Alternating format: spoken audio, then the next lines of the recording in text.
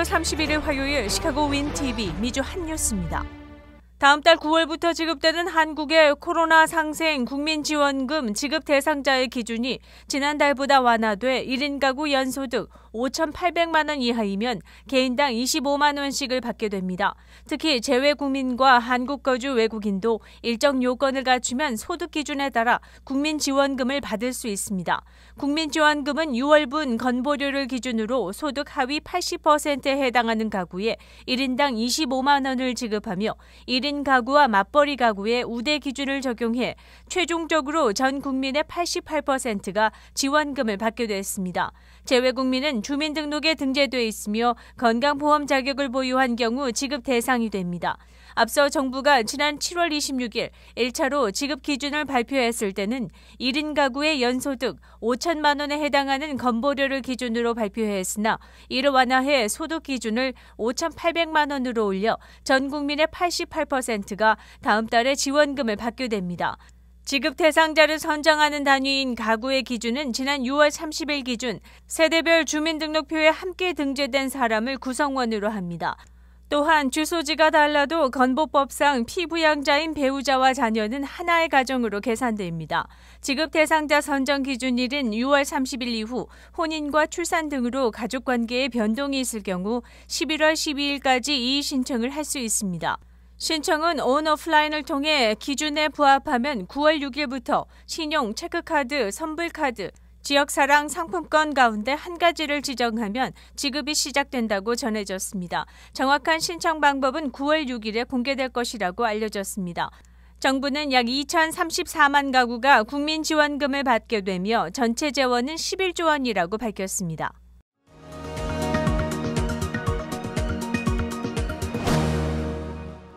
올해만 17명의 유아가 뜨거워진 차에 방치돼 사망했습니다. 이와 같은 사고는 1990년 이후 총 1,000건이 넘는 것으로 알려졌습니다. 제조업체에 따르면 현대자동차의 2022년 제네시스 GV70 차량은 뒷좌석 천정 내부에 레이더를 장착했으며 약간의 호흡만으로도 아이의 존재를 10초 내로 감지해 차를 떠나는 운전자에게 10초 내로 경보를 울릴 수 있다고 알려졌습니다. 시스템은 또한 제네시스 앱을 다운로드한 경우 운전자에게 휴대폰으로 알람을 보내게 됩니다. 그렇지만 시스템이 차량이 잠긴 후에만 작동해 큰 단점으로 알려졌습니다.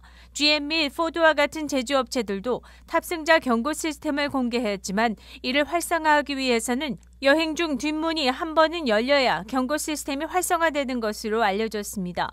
키즈앤카스의 제니 패널 회장은 이러한 기능이 도움이 되겠지만 뒷좌석을 확인하는 습관을 키워야 한다면서 꼭 가져가야 할 물건들을 뒷좌석에 놓아두는 것도 방법이 된다고 알렸습니다.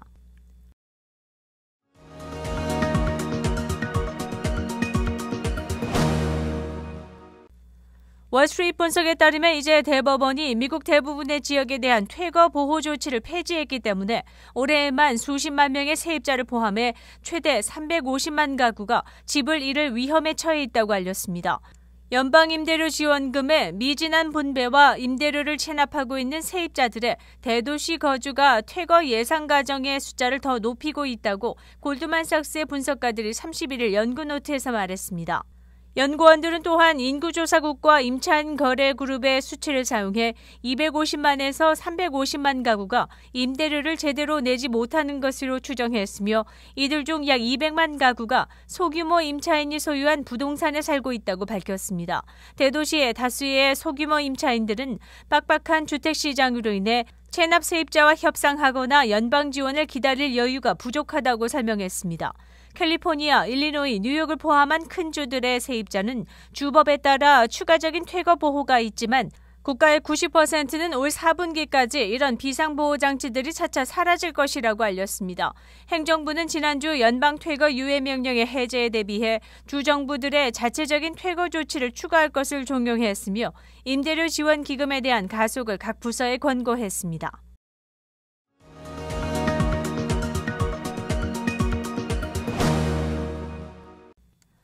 허리케인 아이다의 여파로 미시시피주의 조지 카운티에서 고속도로가 붕괴돼 고속 주행 중이던 차량이 무너진 틈에 충돌하면서 2명이 사망하고 또 다른 차량들의 10명이 부상을 입은 것으로 알려졌습니다. 부상자 10명 중 3명은 중태로 생명이 위독한 것으로 전해졌습니다. 경찰은 30일 밤 10시 30분경 26번 고속도로의 2차선이 모두 무너졌으며 7대의 차량이 50피트 길이의 틈에 빠졌습니다.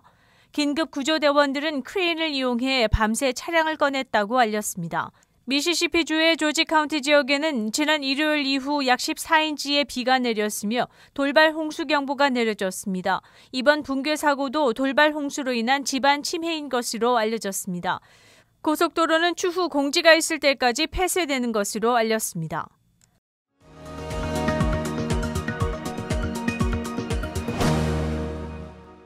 산불이 캘리포니아 지역에 지속적으로 확산되면서 미 농무부의 산림청은 태평양 남서부 지역 전체의 일시적인 폐쇄를 발표했습니다.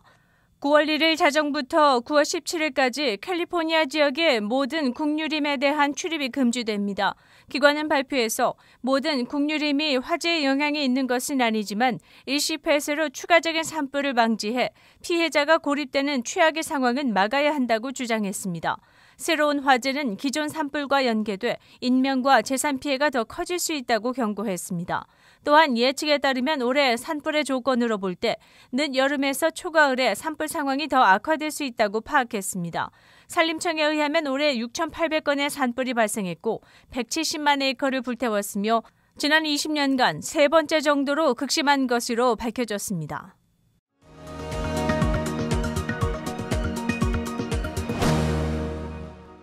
8월 31일 화요일 코로나19 현황입니다. 미 전 지역 신규 확진 11만 9,642명, 신규 사망 589명, 백신 완전 접종률은 53%를 나타냈습니다. 일리노이주 신규 확진 2,395명, 신규 사망자 수는 18명이며 백신 완전 접종률은 51.2%를 나타냈습니다. 다음은 어제 기준 각 주의 신규 확진자와 신규 사망자 수입니다.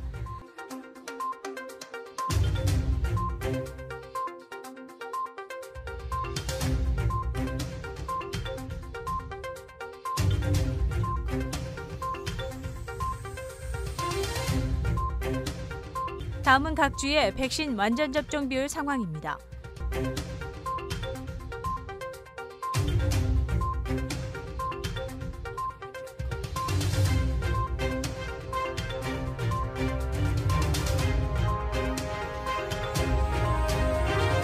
코로나19 관련 자세한 내용은 시카고토탈닷컴을 통해 다시 볼 수 있습니다. 윈TV 채널 24.5와 MCTV 채널 24.6 방송은 안테나를 이용한 공중파 방송을 통해 시청할 수 있습니다. 코로나19 비상시국 뉴스24에서는 여러분의 제보를 기다립니다. 제보 전화 847-290-8282번입니다.